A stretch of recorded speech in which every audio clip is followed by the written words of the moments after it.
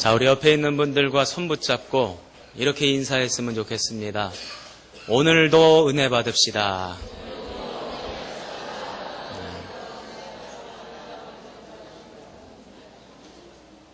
우리 꼭 맨날 하는 사람들만 하지 말고 우리 안 하던 사람들과도 좀 한번 해보시기 바랍니다. 자, 우리 오늘도 은혜 받읍시다. 네. 한번 따라해 보세요. 은혜가 커 보이면 문제가 작아 보이고, 은혜가 작아 보이면 문제가 커 보인다. 시작!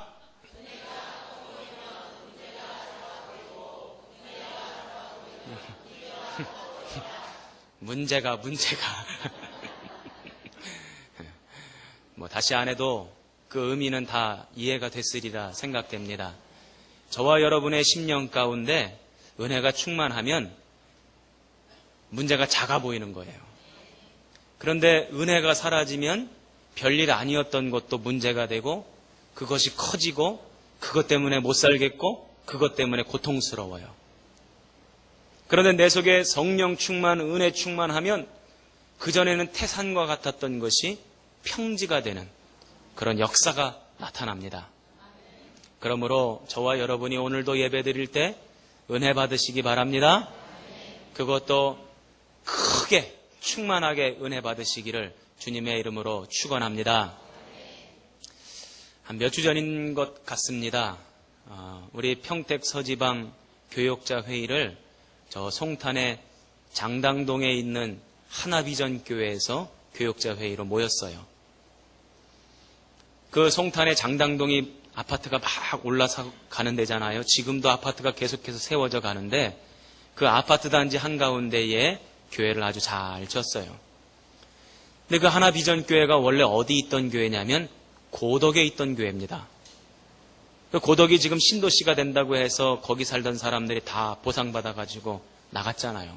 근데 교회도 거기에서 땅과 건물 보상받아가지고 그 보상받은 것 가지고 송탄 장당동에 와서 거기서 땅을 매입하고, 그리고 그 땅을 담보로 대출을 받아서 그래서 교회를 건축을 했어요. 근데 이제 목사님이 말씀을 전하시는데 그런 말씀을 하세요. 교회 주변에 살던 성도들이 보상받아가지고 다 뿔뿔이 이사 갔다는 거예요. 그래서 목사님이 우리 그러면 자, 송탄 장당동으로 갑시다 해가지고 왔는데 정작 따라온 교인은 10명. 10명만 교인이 따라왔대요. 그래서 교회를 건축하고는 이제 신도시 한가운데 아파트 단지 앞에다 교회를 개척을 했으니까 이제 교회가 부흥되겠거니 생각을 했는데 처음에는 사람들이 모이는 것 같더니 한 30명 정도 모이니까 그 다음부터는 사람들이 왔다가 가고 그러더라는 거예요. 그래서 목사님 마음에 큰 포부와 꿈을 가지고 비전을 가지고 그곳으로 옮겨온 것 아니겠습니까? 그리고 교회 지은 것인데, 그런데 교회가 생각과처럼 이렇게 부흥되지 않으니까 목사님 마음이 너무 힘들고 어렵다, 이제 이런 말씀을 하시는 거예요. 그리고 또 대출을 받아서 예배당을 지었기 때문에 그 대출 이자를 갚아나가는 것이 쉽지 않다, 어렵다, 이제 그런 말씀을 하십니다. 그러면서 당신 마음속에 어느 순간 보니까 나 때문인가? 내가 목회를 잘 못해서 그러는 건가? 내가 교회를 떠나면 교회가 괜찮아질라나? 그런 생각이 들더래요. 그러면서 마음이 두렵기도 하고 겁이 나기도 하고 염려가 되고 근심이 되고 그러더라는 거예요. 나 때문인가? 사람들은 문제가 생기면 대부분의 사람들은 환경 탓을 합니다. 여건을 탓합니다. 그렇죠? 내가 요것 때문에 내가 이렇게 어려워. 요 문제 때문에 내 주변 환경이 이래서 내가 안 됐어. 실패했어. 환경 탓을 합니다. 또 어떤 사람들은 남의 탓을 합니다. 내가 저 사람만 안 만났으면, 내가 저 인간만 안 만났으면 내가 괜찮았을 텐데. 그리고 사람 탓을 합니다. 그런데 그나마 수준 있는 사람들은요, 환경 탓 안 하고 남의 탓 안 하고 문제를 자기에게서 찾으려고 해요. 아마 이 목사님이 나 때문인가? 내가 목회를 잘못해서 그런가? 그랬다는 겁니다. 그런데 여러분, 믿음 있는 사람은 거기서 한 걸음 더 나가야 합니다. 믿음 있는 사람은 자기 탓할 것도 아니에요. 믿음 있는 사람은 어떻게 살아야 하냐면 그 어려움과 고통 가운데에 있는 하나님의 섭리, 하나님의 계획, 그것을 발견할 줄 알아야 진짜 믿음의 사람입니다. 저와 여러분이 그렇게 되기 바랍니다. 우리 인생 가운데 때때로 어려움이 찾아오고 문제가 찾아왔을 때 환경 탓하지 마세요. 창피한 겁니다. 남의 탓하지 마세요. 부끄러운 겁니다. 또 자기 자신을 질책하지 마세요. 그것은 어리석은 겁니다. 정말 하나님의 사람은 그 가운데에도 하나님의 계획과 섭리를 발견하고 하나님을 신뢰할 줄 아는 사람이 진짜 믿음의 백성이다. 믿으시기 바랍니다.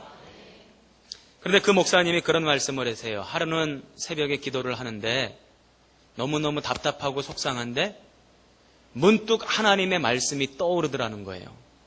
그게 바로 오늘 우리가 읽은 사사기 6장의 말씀입니다.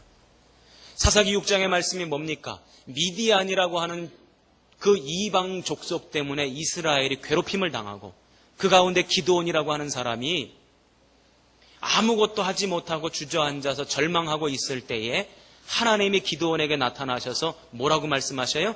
너는 큰 용사라.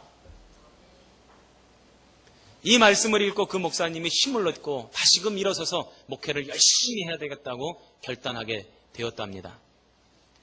그런데 제가 그 말씀을 들으면서 나도 그랬지. 그런 생각이 들어요. 예전에 나도 그랬었지. 제가 선곡교회 담임 목사가 된 것이 벌써 7년 전입니다. 그때 담임 목사가 되었을 때에 지금도 젊은 목사인데 그때는 또 얼마나 더 새파랗게 젊었겠어요. 젊은 목사가 선곡교회 담임 목사가 되었다고 하니까 많은 분들이 이렇게 말씀을 해주셨어요. 참 좋은 목회의 기회를 얻었다. 축하해 주시는 분들도 계셨고 또 부러워하시는 분들도 계셨고 또 때로는 그 부러움이 도가 지나쳐서 시기하시는 분들도 계셨어요. 다른 사람들이 다 좋겠다고 부럽다고 이야기할 때 그때 저의 마음은 어땠을까요? 여러분들한테 그 말씀 드린 적이 없는 것 같은데 그때 저의 마음은 두려움 그 자체였어요. 너무너무나 겁이 났어요. 무서웠어요. 아이고 무슨 말씀을 목사님이 전혀 무서워하는 것 같지 않던데 그렇게 말씀하실 수 있겠지만 여러분들 앞에서만 그렇게 티를 안 냈을 뿐이에요. 저는 너무너무나 두려웠어요. 목사 믿음, 목사 신앙은 개인의 신앙으로만 끝나는 것이 아니라 그것이 많은 성도들의 믿음과 연결이 되어 있어요. 목사가 무너지면 성도들도 무너지게 됩니다. 교회도 무너지게 됩니다. 어떻게 하면 우리 성도들을 올바른 길로 인도할 수 있을까? 영적으로 생명의 길로 인도할 수 있을까? 이 어깨 위에 너무나 무거운 짐이 짊어진 것 같아서 때로는 두렵고 무섭고 겁이 났어요. 사람들은 다 좋겠다고 이야기를 하지만 저는 제 속에서는 당신은 내 마음을 알지 못해서 그런 말 하지. 겉으로는 얘기 안 해도 제 속으로는 그랬어요. 내가 지금 내 속이 아니야. 내가 지금 얼마나 무서운 줄 알아? 얼마나 두려운 줄 알아? 남들 앞에서는 당당한 척, 아무 문제 없는 척, 모든 일을 다 해낼 수 있는 능력 있는 사람인 척, 척 하며 살아가지만 제 마음속에는요, 그런 마음이 있었어요. 이러다가 내가 목회 실패하고 어려움 당하면 사람들이 거 봐, 그럴 줄 알았어. 그렇게 말하겠지? 그렇게 하루하루를 스스로 다잡으면서 두려워하며 겁내하며 그렇게 지낼 때에 하루는 새벽에 기도를 하는데 눈물이 나요. 왜 눈물이 나냐면 왜 스스로가 스스로를 생각할 때에 참 안 됐다, 불쌍하다, 스스로를 그렇게 느낄 때가 있잖아요. 제가 제 자신을 그렇게 느낀 적이 있었어요. 그래서 제 자신이 너무 초라해 보이고 볼품없어 보이고 안 돼 보여서 제가 한참을 울었어요. 그런데 울고 있을 때 주님께서 제 마음속에 들려주셨던 그 음성이 있어요. 그게 바로 이 사사기 6장의 말씀이에요. 너는 큰 용사라. 내가 너와 함께 하리라.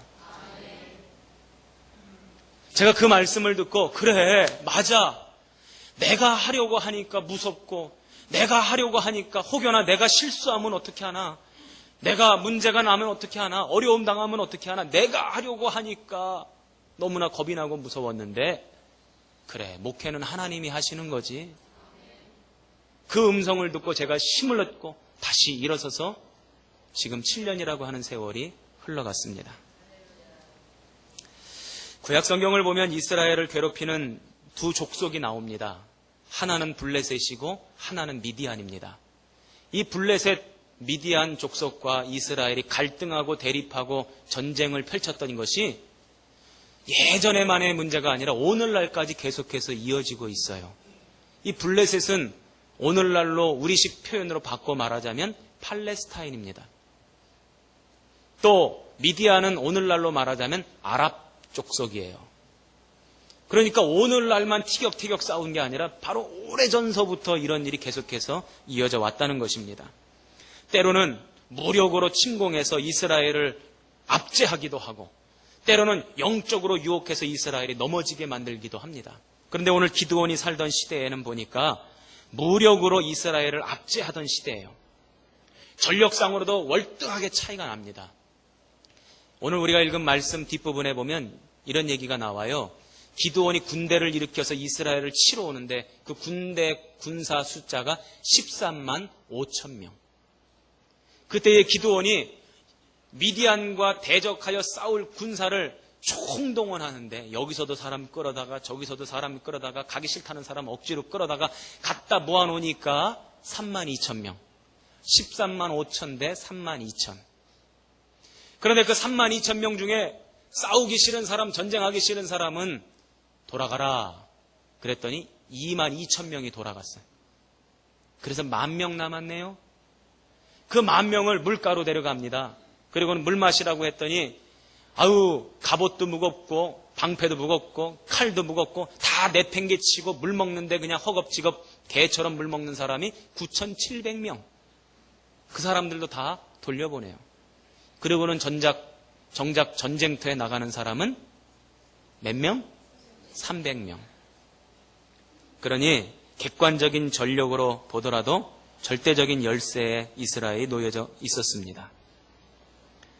오늘 성경을 보니까 그때에 이 기드온이 밀을 타작하는데 타작 마당에서 밀을 타작하지 아니하고 포도주 틀에서 밀을 타작했다고 합니다. 우리 한번 말씀을 보십시다. 11절입니다. 자, 같이 읽겠습니다. 11절 말씀. 시작!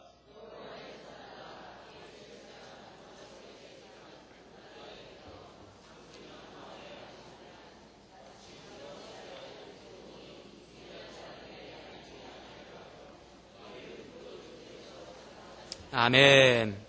밀을 타작 마당에서 타작하지 않고 포도주 틀에서 타작했대요. 왜 그러냐면 밀을 타작하는 모습을 미디안 사람들이 보면 그 밀을 뺏으러 오기 때문에, 그래서 그걸 몰래 숨어서 포도주 틀에서 타작을 했다는 거예요. 오늘 이 말씀을 통해서 기드온이라고 하는 사람이 어떤 사람인지 다는 알지 못하지만 그러나 기드온의 삶을 짐작해 볼 수는 있어요. 뭐냐면 하루하루 근근히 먹고 살고 숨어서 아무것도 못하며 그렇게 감춰진 채로 소시민적인 삶을 살았던 사람이 이 기드온입니다. 그런데 그때 하나님의 사자가 이 기드온에게 나타나서 뭐라고 말씀하십니까? 너는 큰 용사라. 너는 큰 용사라는 거예요. 여러분들, 하나님이 여러분에게 나타나셔서 여러분에게 너는 큰 용사라 그러면 여러분들은 뭐라고 대답하시겠습니까? 한번 제가 하나님은 아니지만 하나님 입장에 서서 제가 여러분에게 여쭤볼 테니까 한번 대답해 보세요. 너는 큰 용사라. 다시 한번 진심에서 대답해야 됩니다. 그냥 어거지로 아멘하지 마시고, 너는 큰 용사라. 다행이네요. 다행이에요. 아멘이라고 대답할 수 있는 게 다행입니다. 감사합니다. 그런데 오늘 성경에 기드온은 뭐라고 대답했는지 아세요? 콧방귀 껴요. 참, 하나님, 하실 말씀이 있고 안 하실 말씀이 있지. 나보고 큰 용사라고요? 내가 어딜 봐서 큰 용사입니까? 나는 가장 연약한 자 중에 연약한 자고 가장 작은 자 중에 가장 작은 자입니다. 하나님, 내가 하나님에 대해서는 들어본 적이 있습니다. 애굽에서 그 많은 기적들을 행하셨다고요? 광야에서 그 많은 놀라운 역사들을 일으키셨다고요? 그 하나님 어디 계셨습니까? 그 하나님 뭐 하셨습니까? 그리고는 이제 와서 나보고 큰 용사라고요? 웃기지 마세요, 하나님. 나는 큰 용사가 아닙니다. 우리 15절 한번 읽어보십시다. 15절 시작.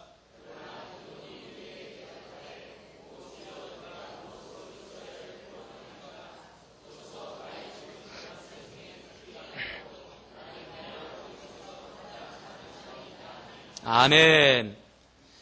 기도는 스스로를 어떻게 보고 있습니까? 작은 자입니다. 나는 가장 약한 자입니다. 내가 무슨 큰 용사입니까? 하나님 말씀 인정할 수가 없습니다.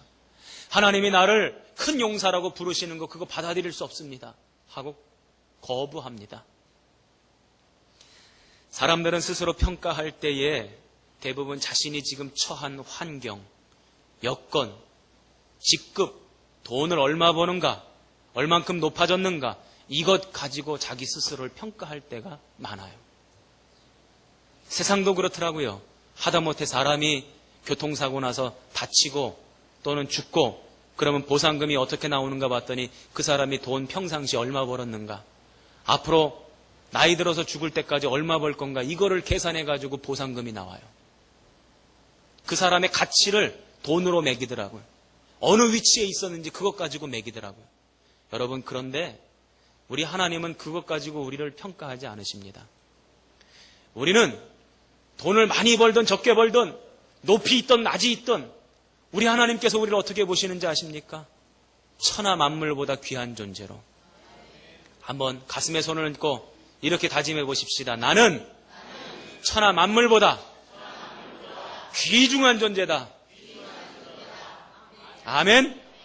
내려주세요. 우리 여자분들은 아침에 샴푸하고 머리 감고 드라이로 말리면서 이렇게 한번 넘기면서 거울 보면서 난 소중하니까. 저와 여러분은요, 소중한 존재, 가장 고귀한 존재, 가장 소중한 존재인 줄로 믿습니다. 사람들은 스스로 자기가 가지고 있는 것, 자기가 놓여져 있는 위치에서 자기를 바라보고 평가하고 판단합니다. 대부분의 사람들이 그래서 자기 스스로를 어떻게 바라보냐면 볼품없이 초라하게 여겨요. 늘 다른 사람들 바라보면서 저 사람은 좋겠다, 저 사람은 돈 많이 벌어서, 저 사람은 높아서 좋겠다, 난 이게 뭐야. 그런데 하나님은 기드온을 어떻게 보십니까? 너는 큰 용사라. 하나님은 큰 용사라고 바라보시고 기드온은 기드온 스스로를 작은 자라고 생각하고, 여러분 어느 것이 맞습니까? 기드온이 기드온을 바라보는 게 맞습니까? 하나님이 기드온을 바라보는 게 맞습니까? 하나님이 큰 용사라고 말씀하실 때에 만약에 우리한테 그렇게 큰 용사라고 말씀하신다고 생각해 보세요. 그러면 우리들도 대번에 그런 생각할 겁니다. 내가 큰 용사라고? 내가 큰 사람이라고? 지금 내가 처해 있는 환경과 처지, 이거 바라볼 때에 그 하나님의 말씀을 인정하기가 어려울 거예요. 그런데 진짜 믿음의 사람은 그럴지라도 내가 내 환경과 여건을 바라보면서 도저히 인정할 수 없을지라도 내 판단과 내 기준과 내 생각을 내려놓고 하나님께서 어떻게 보시는지 그것을 붙잡고 그것을 바라볼 줄 알고 그것을 신뢰하고 그렇게 나아가는 사람이 믿음의 사람인 줄로 믿습니다. 왜냐하면 하나님은 나보다 나를 더 잘 아시기 때문에. 시편 139편에 그 말씀이 많이 나와요. 하나님이 나보다 나를 더 잘 아시고 내 인생을 하나님이 만드셨고 나를 지으신 이도 하나님, 부르신 이도 하나님, 나를 보내신 이도 하나님. 그래서 나의 나 된 것은 하나님의 은혜라. 나를 지으신 이가 하나님, 나를 부르신 이가 하나님, 나를 보내신 이도 하나님, 나의 나 된 것은 다 하나님 은혜라. 아멘. 그래서 내가 나를 볼 때에 나는 너무나 작은 자다, 나는 너무나 초라한 자다, 나는 너무나 불쌍한 자다, 나는 너무나 볼품없는 자다, 이렇게 스스로 여겼을지라도 나보다 나를 더 잘 아시는 그 하나님이 나를 큰 용사라고 불러주신다면 그 큰 용사가 맞는 것 아닙니까? 인정하기 어려워도 하나님의 말씀을 인정할 줄 아는 사람이 믿음의 사람이에요. 인정하기 어려워도 하나님의 말씀을 인정할 줄 아는 사람이 믿음의 사람입니다. 그래서 내가 나를 어떻게 보느냐보다 하나님이 나를 어떻게 보시느냐가 더 중요한 것입니다. 그 하나님이 기드온에게 말씀하셨던 그 하나님이 오늘 우리들에게 말씀하셔요. 너는 큰 용사라. 제가 다시 한번 말씀드립니다. 너는 대답만 하시라고 따라하지 마시고, 너는 큰 대답만 하시라고 따라하지 마시고, 제가 할 테니까, 제가 하나님 역할을 할 테니까 여러분은 하나하나가 다 기드온이 돼서 대답만 하시라고. 너는 큰 용사라. 이렇게 아멘으로 대답할 수 있는 저와 여러분 되기를 축원합니다. 그렇다면 기드온이 진짜 큰 용사였는가? 객관적으로 봤을 때 진짜 큰 용사였는가? 힘이 장사였는가? 그를 따르는 군대가 많았는가? 능력이 있었는가? 아니에요. 그런데 하나님은 뭐 때문에 큰 용사라고 말씀하셔요? 당신이 함께 하시겠다는 거예요. 그래서 믿음으로 장래에 일어날 일을 선포하고 있어요. 지금 하나님이 믿음으로 장래에 일어날 일을 선포하고 있어요. 이게 바로요, 우리 믿는 자들에게도 필요한 것입니다. 그래서 우리는 용기를 잃어버리면 안 됩니다. 하나님이 함께 하시니 우리는 큰 자인 줄로 믿습니다. 주님께서 우리를 큰 자로 만들어 주실 줄로 믿습니다. 뭐가 예언입니까? 무엇이 예언이에요? 믿음으로 장래의 일을 선포하는 것, 바로 그게 예언입니다. 따라해 보십시다. 예언이란 믿음으로 장래의 일을 선포하는 것이다. 그러면 그렇게 되는 줄로 믿습니다. 그래서 주님께서는 오늘 우리들에게 큰 용사라고 불러주시는 거예요. 때때로 저와 여러분의 인생 가운데 어려움이 찾아올 수도 있습니다. 고난이 찾아올 수도 있습니다. 힘들 때도 있습니다. 그런데 주님께서는 그 가운데서도 여러분들에게 큰 용사라고 불러주십니다. 그 주님의 음성을 들으시기 바랍니다. 얼마 전에 참 반가운 전화를 하나 받았어요. 제가 지금으로부터 한 17년 된 것 같아요. 저 당진으로 교육전도사 사역을 하러 갔을 때 그때 아동부 학생이었는데 지금은 어른이 됐어요. 그래서 저한테 전화를 했어요.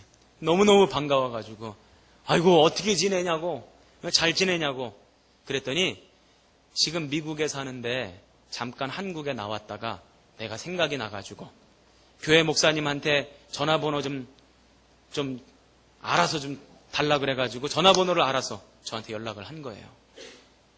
너무너무 반가워서 그동안 어떻게 지냈느냐 그랬더니 미국에 유학 가서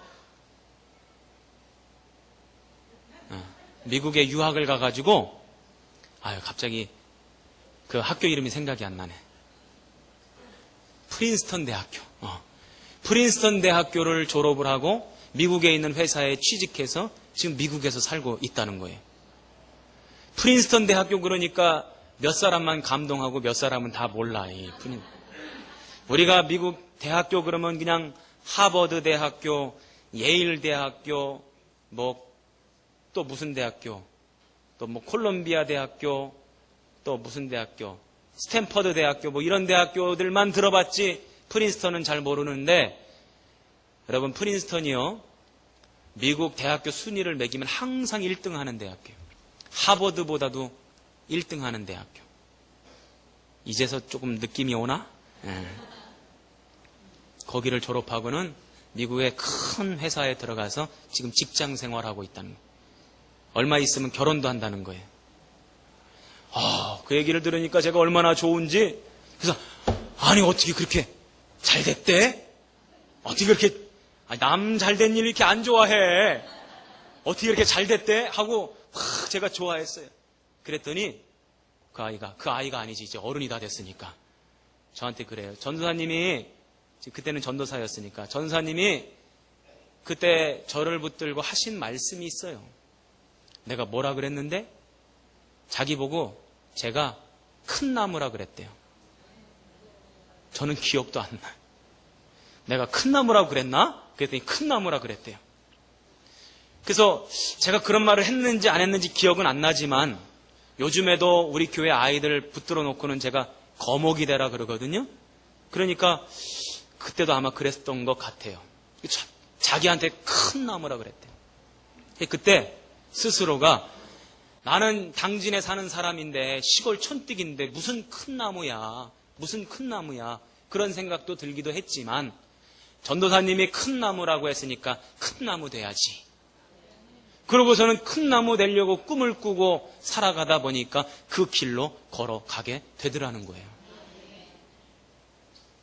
여러분, 예언이라고 하는 것은요, 믿음으로, 뭐로? 믿음으로 장래에 되어질 일을 오늘 선포하는 것이 믿음입니다. 그것이 예언입니다. 한번 해볼까요? 예언이란 장래에 되어질 일을 오늘 선포하는 것이다. 자, 시작!